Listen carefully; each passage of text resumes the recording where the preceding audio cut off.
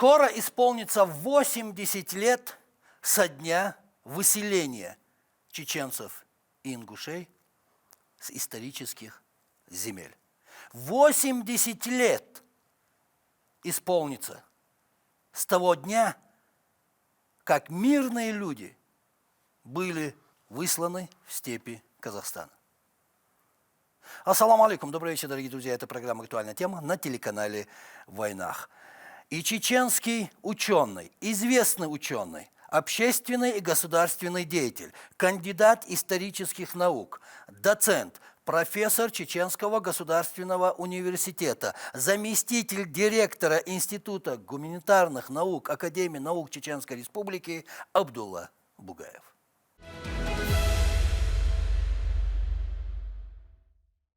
Машуал, Абдул. 80 лет, Абдулла, 80 лет. А действительно, что это было? 80 лет тому назад, 23 февраля 1944 года. И правда, где тут правда? Где вымысел?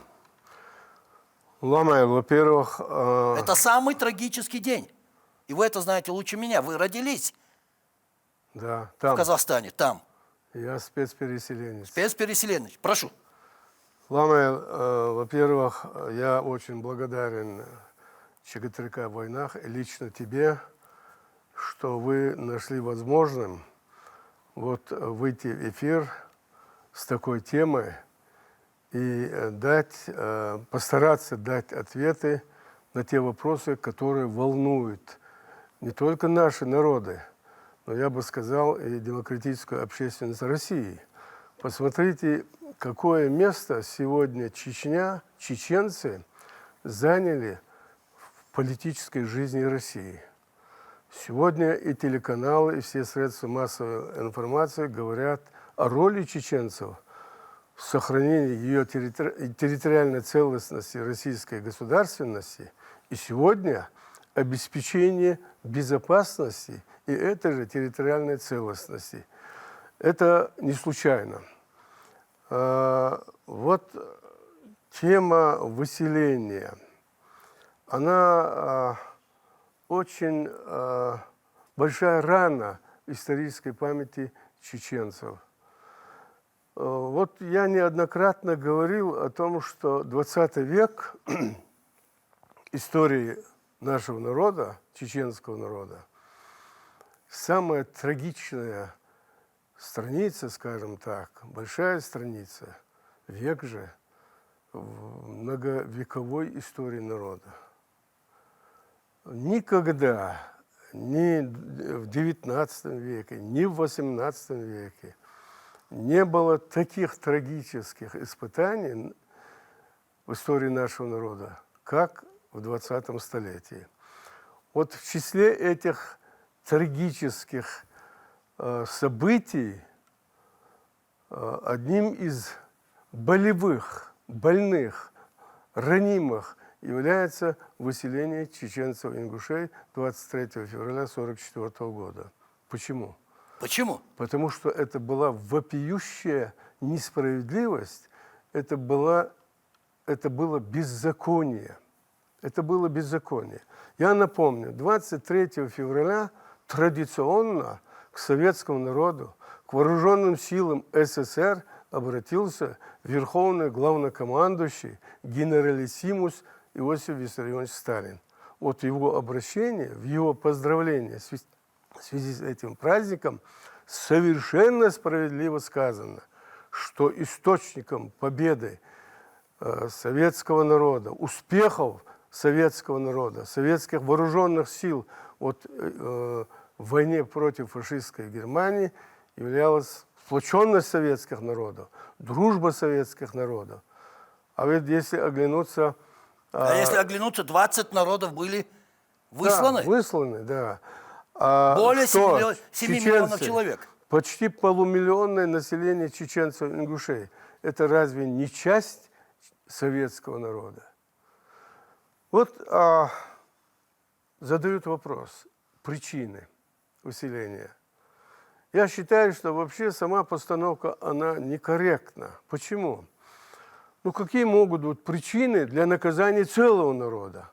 От мала, только что родившегося, и до самого старенького, уже умирающего. Какие могут быть обвинения? Это только мог придумать сталинский режим, чтобы обвинить весь народ.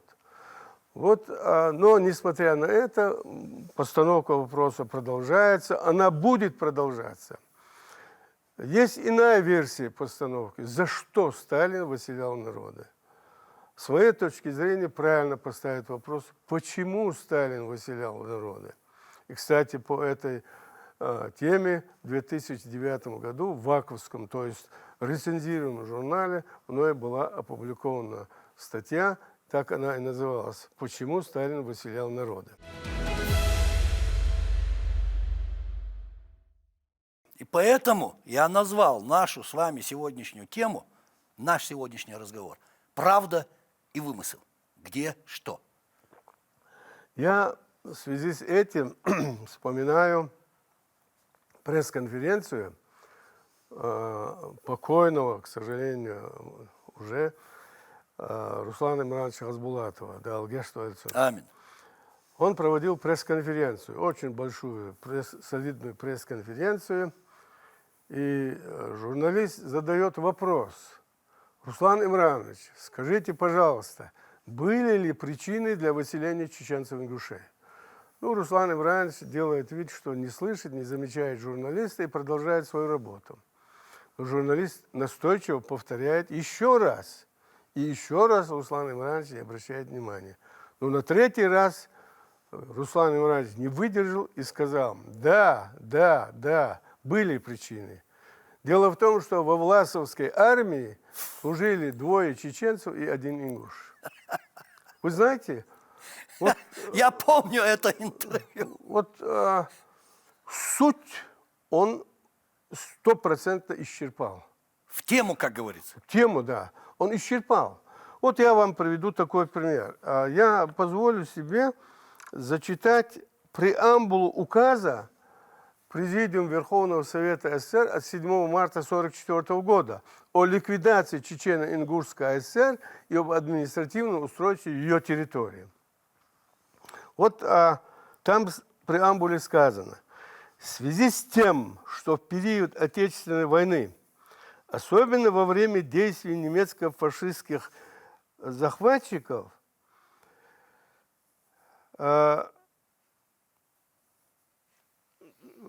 немецко-фашистских войск на Кавказе, многие чеченцы и ингуши изменили родине, переходили на сторону фашистских оккупантов, вступали в отряды диверсантов и разведчиков и так далее.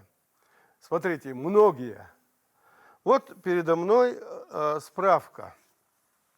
Дело в том, что наше архивное управление при правительстве республики проводит очень большую работу по поиску участников Великой Отечественной войны, наших с вами земляков. Так вот, на сегодняшний день собраны 3 тома книги «Память», где пофамильно записаны участники Великой Отечественной войны. 3 тома. 3 тома. Я знаю, что они работают и над 4-м томом. Работает над 4-м Лом-Эл. На сегодняшний день собрано 3207 фамилий для этого 4-го тома. Так что получается? Смотрите. Вот, учитывая эти 3 тома, и собранный материал к 4-му тому свидетельствует о том, что всего в Великой Отечественной войны участвовали наши с вами земляки, то есть проживавшие на территории Чечено-Ингушетии или родившиеся на территории Чечено-Ингушетии, 33 616 участников войны. 33 616 участников войны. В том числе 21 427 чеченцев-ингушей. 21 427. Запомните эту цифру. И это факты. Это факт, это 100%, это Это правда. Это правда. Это уже правда. Это пофамильно.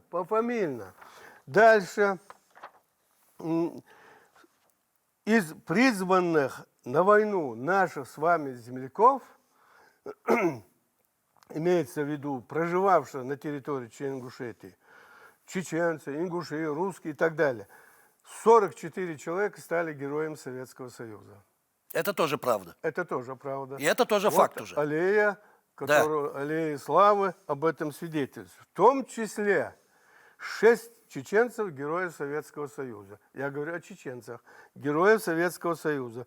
Бейбулатов Ирбанхан Адельханович, Висаитов Мавлид Алироевич, Дачиев Хансолт, Идрисов Абухажи, Магомед Мирзоев Хаваджи и Нурадилов Хампаш. Нурадилов Хампаш. Вот когда Нурадилов Хампаш совершил этот подвиг, когда он погиб, в Сталинграде в одной из газет появилась поэма. Она называлась «Солнце в крови». Читал. Она была опубликована, я не знаю каким чудом, но в 1946 году, говорят, она была опубликована. Я помню, она была потом переиздана после восстановления Чечено-Ингушской ССР. Недавно мне ее представил профессор Муса Авхадов. Так там есть такие строки. Когда говорится о героизме Хампаша Нурадилова, поэт Сергеев создает образ чеченца. И он пишет: «Еще не родился злодей такой, чтоб горы уставил гробами, чтоб сдвинул Казбек дерзновенной рукой, чтоб сделал чеченцев рабами». Это характеристика целого народа. Это характеристика, данная русским человеком. 920 немецких солдат и офицеров убитых. И это правда. И это правда. И это факт. Это признанная правда.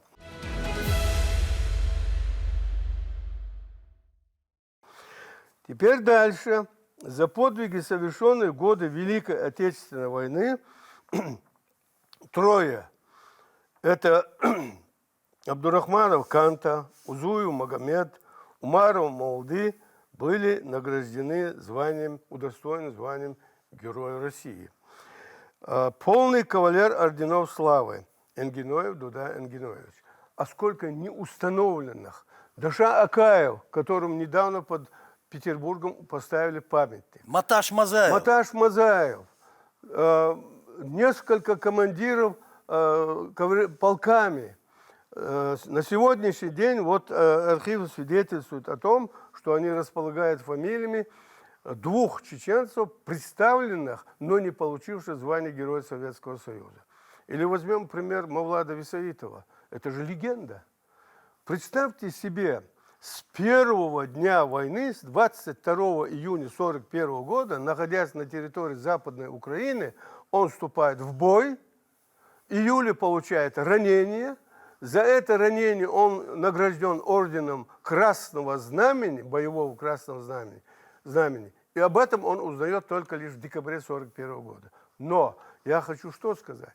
С первого дня и до последнего дня кавалерийский командир полка доходит до Эльбы, встречается с американскими войсками. Одним из первых. Да, одним из первых. Советских офицеров. И получает орден Легион Чести. Это тоже правда. И это тоже правда. факт. Это тоже правда.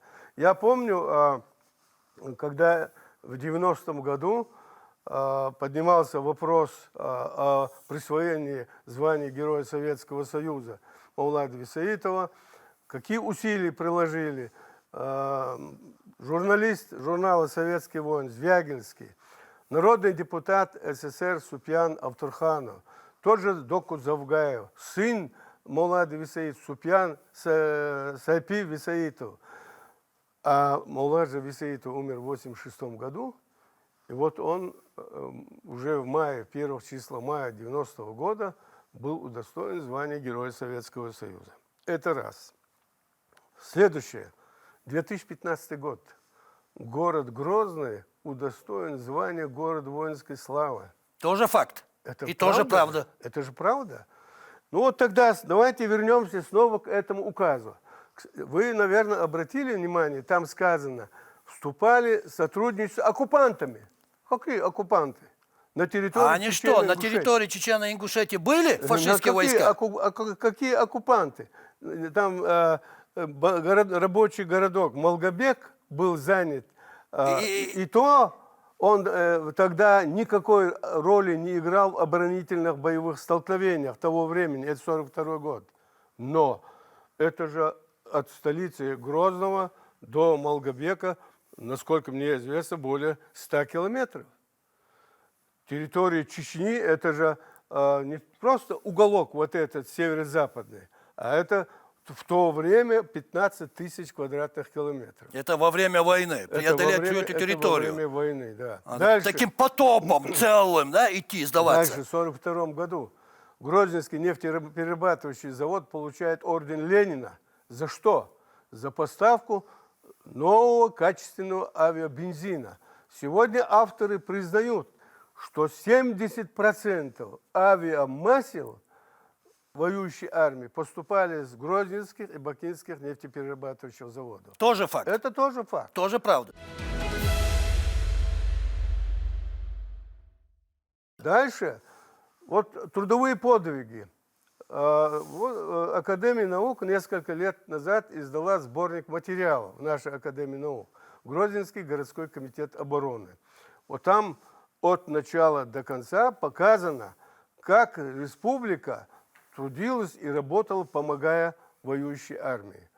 Кстати, по инициативе самих колхозников, рабочих, были собраны средства для строительства бронепоезда Асланбек-Шарипов, для строительства самолетов и так далее и тому подобное. То есть этих примеров очень много. Вот в чем состоит правда. Но, несмотря на это, версии все изобретается, выдумывается, особо старается так называемый исследователь Пыхалов. Пыхалов. Даже говорят, общеизвестный историк, в кавычках, эксперт. Какая-то пыхаловщина. Вот. И эта мастерская, как вы сказали в кавычках, она работает на решении задачи по дискредитации чеченского народа. То есть, исходя из первой части нашего разговора, сдача в плен – это вымысел. Однозначно. Продолжаем. Вот смотрите, я приведу документ, архивный документ. В 2008 году был издан сборник документов НКВД МВД СССР в борьбе с бандитизмом и вооруженным националистическим подпольем на Западной Украине, в Западной Беларуси и Прибалтике. И здесь приводится, посмотрите, обратите внимание, такие данные. 30 августа 1944 года начальник отдела по борьбе с бандитизмом НКВД СССР Леонтьев подписал доклад на имя заместителя наркома внутренних дел СССР Круглова о результатах борьбы с бандитизмом, дезертирством и уклонением от службы в Красной армии за 3 года Отечественной войны. С 1 июля 1941 года по 1 июля 1944 год, в котором говорилось: за 3 года войны органами НКВД на территории СССР было ликвидировано 7161 бандгруппа. 7161 бандгруппа. Участников бандгрупп 54 130. Из них убито 4076 человек. Арестовано 42 529 человек. Легализовано 7525 человек. И обратите внимание на следующие цифры. Изъято дезертиров из Красной армии, 1 миллион 210 тысяч 220 человек, уклонившихся от службы в Красной армии. А наши писатели, в кавычках, Пыхалова, говорят, что за все время войны численность дезертиров чеченцев и ингушей составила 13 500 человек. Это они говорят. Но это не факт, что эти цифры свидетельствуют о правде. Теперь дальше. Вот строят версии. Некоторые авторы говорят, что выселение чеченцев готовилось еще в 1942 году. Есть такое. Да, некоторые говорят, вот на заседании Политбюро в январе 1943 года, мол, рассматривался вопрос, ну давайте рассуждать. 23 июля 1942 года Гитлер принял директиву Эдельвейс, то есть взять Майкоп, Грозный, Баку. И Гитлер прямо заявил, если мы эти нефтепромышленные районы не возьмем, то мы войну проиграем. Кстати, оно так и случилось. Таким образом, 23 июля началась борьба, война за Кавказ, началась оборона Кавказа. 1 сентября 1942 года здесь, в Грозном, на заседании Грозненского городского комитета обороны присутствовал Берия. Задача – мобилизовать все материальные и людские ресурсы для того, чтобы отразить фашистскую атаку. Так вот, некоторые говорят, что вот осенью 1942 года готовилась операция по выселению чеченцев-ингушей. Логика. Как это так? В условиях активной наступательной войны с немцев, чтобы взять Кавказ, и вдруг Берия готовит план по выселению чеченцев-ингушей. Есть, во всяком случае, был такой профессор Соколов, доктор географических наук. Он, не ссылаясь на какие-то документальные источники, говорит, что вот при 1953 году, когда специальное судебное присутствие проводило допрос Берия, Конев задал вопрос Берия, почему, мол, вы в 1942 году не выделили для Закавказского фронта контингент войск, внутренних войск.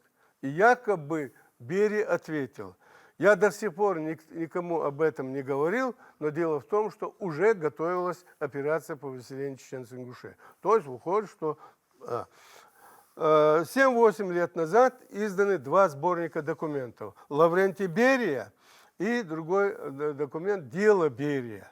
Вот там приводятся вот эти протоколы судебного присутствия, заседания специального судебного присутствия. Этот вопрос есть ответ, но никакого упоминания о том, что были планы о выселении чеченцев-ингушей уже тогда, этого в документах нет. Но тут было другое, что сам Берия тогда подтвердил во время всего этого процесса, что никаких причин высылать чеченцев и ингушей не было. Это же очевидно. Это очевидно. Это и это очевидно. тоже факт. Кстати, вот когда началась вот эта операция по обороне Кавказа, была поставлена задача построить оборонительные сооружения. Был такой внешний обвод и внутренний обвод. Вот мы с вами следы этого внутреннего обвода можем наблюдать вот по Карпинке, по Октябрьскому району. И внешний обвод, это вот чуть ниже Дойкер-Эль, туда к спуску к Тереку. Толстовюрт. Да, Толстовюрт. Слева, с правой стороны следы рытых окопов.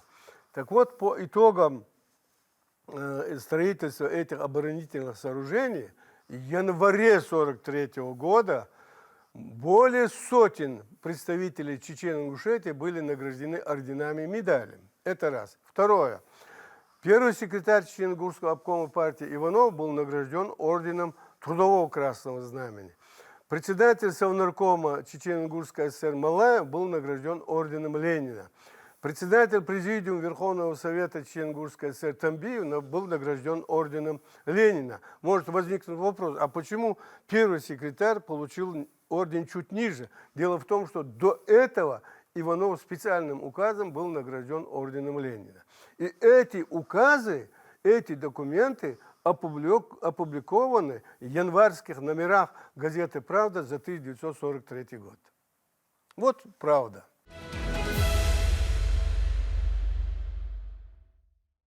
К сожалению, время нашего эфира подходит к концу. У меня еще два вопроса к вам, Абдулла. Скажите, вот какова ваша оценка степени изученности проблемы выселения чеченцев-ингушей? Очень хороший вопрос. Очень хороший вопрос. Вот в 70-е годы, в начале 70-х годов прошлого века, этой темой очень активно занимался Абазатов Магомед. Его монография «Чечено-Ингушская АСР. Годы Великой Отечественной войны» издана в 1973 году. Но она очищена, как говорится. Почищена. От всех, да. Она прошла люстрацию, и все факты, которые говорят не в пользу вот этого указа, они оттуда изъяты. Дальше. В 1975 году была конференция, посвященная 30-летию победы в Великой Отечественной войны. В нашей республике была. С докладом выступил секретарь обкома партии по идеологии Боков. И, конечно, он привел примеры, подтверждающие мотивацию вот этого указа.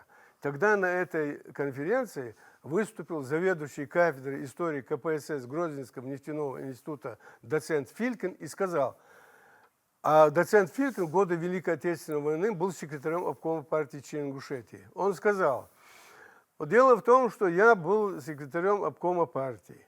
Вот все факты, примеры, которые вы приводились, они не соответствуют действительности. И вы знаете, что появилось в Грозненском рабочем в следующих номерах. Неубедительно прозвучало выступление доцента кафедры истории КПСС нефтяного института Филькина, который попытался подвергнуть сомнению общеизвестные факты. Вот была установка, и эта установка работала до конца советской эпохи. В советскую эпоху эту проблему хорошо исследовал доцент Гакаев Хамзат Адамович, да, Амин. В наше время этим занимается Моусар Ибрагимов, Муса Ибрагимов, Ислам Хатуев, Сепият Цуцулаева. Сегодня занимается этим, но задача предстоит огромная. И вся беда в том, что наши архивы разгроблены. Вот я, работая над темой депортации, проштудировал, как говорится, документы во многих федеральных архивах. И вот написано в документе «Особая папка». Я задал вопрос. Вот я знаю, что особые папки, сталинские особые папки.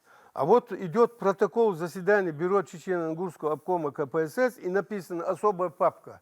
И вот мне пояснили в Федеральном архиве, что в этих особых папках рассматривались вопросы засекреченные, закрытые. И все эти особые папки оставались на местах. То есть особые папки Чечено-Ингушского обкома КПСС остались здесь, в Грозном. Они погибли. И последний момент. Задачи предстоят огромные. Это очень важная тема. Вот недавно учебник средней школы 10 класса. Мы помним реакцию, очень обоснованную, аргументированную реакцию Рамзана Ахмадовича, Да, Магомеда Хожи Ахмедовича Даудова. Это исключительно правильная позиция. Но сегодня нам надо работать с архивами. Вот на что я хотел бы обратить внимание. Наряду вот с системой федеральных архивов есть, например, архив президента России. Я обращался к руководству этого архива. Я знаю, там есть документы. Они засекречены. Но там какое существует правило.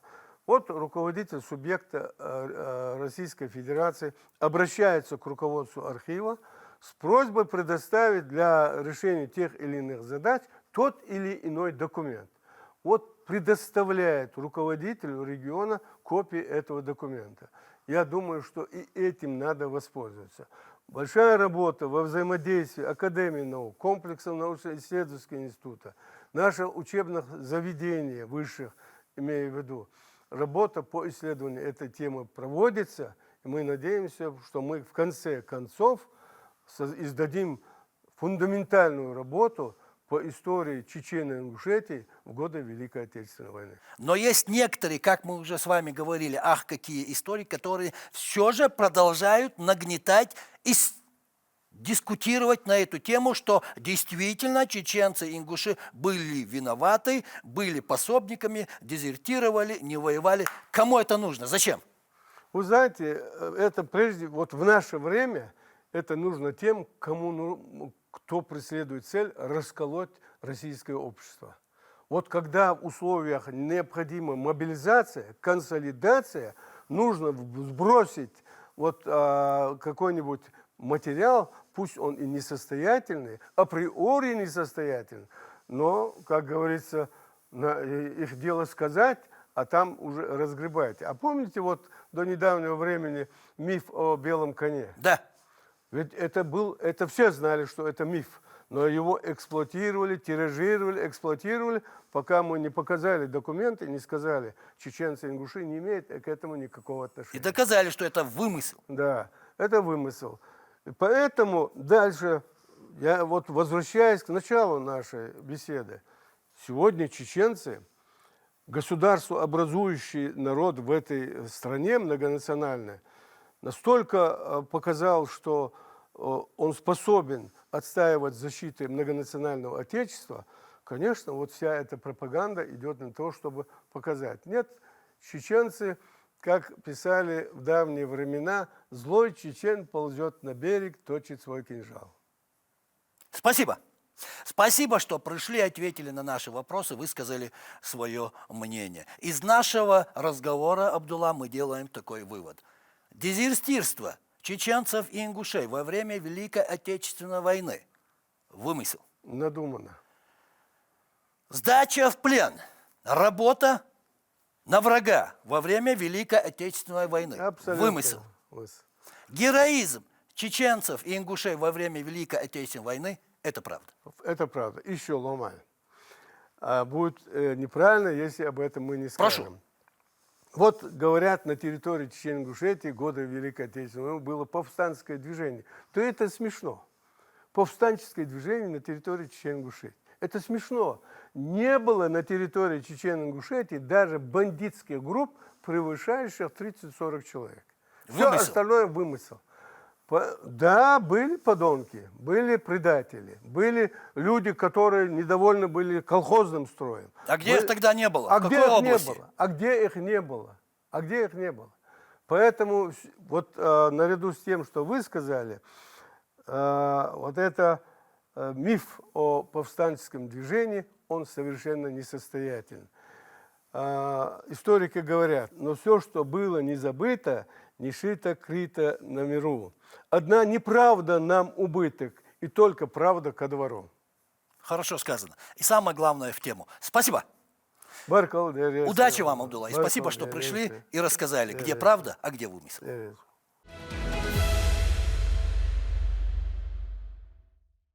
Итак, дорогие друзья, вы сами все слышали. У нас в гостях сегодня был известный чеченский ученый, общественный и государственный деятель, кандидат исторических наук, доцент, профессор Чеченского государственного университета, заместитель директора Института гуманитарных исследований Академии наук Чеченской Республики Абдулла Бугаев. Это была программа «Актуальная тема» на телеканале «В войнах». И напоследок, дорогие друзья, не болейте, будьте здоровы.